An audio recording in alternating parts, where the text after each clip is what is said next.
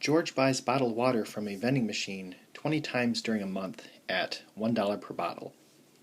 Suppose he invests that amount instead each month in a savings account at 3.6% compounded monthly. What would that account be worth after 5 years? How much interest was made? So it is $1 per bottle and it's 20 bottles a month.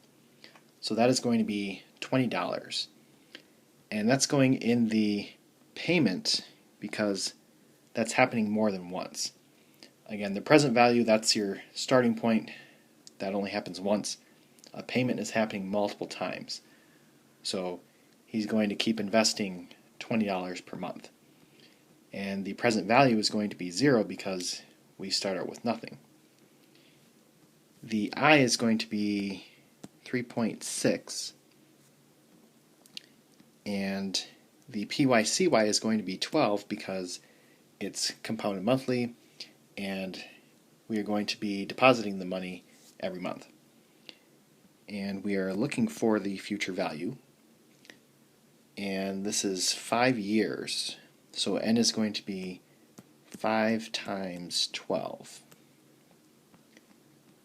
So the calculator will give us $1,312.63. So this is the account worth.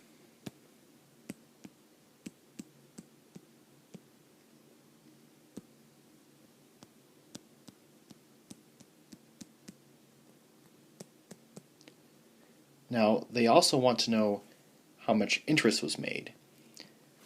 So we need to find out how much of his own money did George invest into this account. So this was 5 years, 12 months per year, and $20 per month. So 5 times 12 times 20 will get you 1,200. So George has put $1,200 of his own money into this account, and the account is now worth $1,312. So if we subtract these,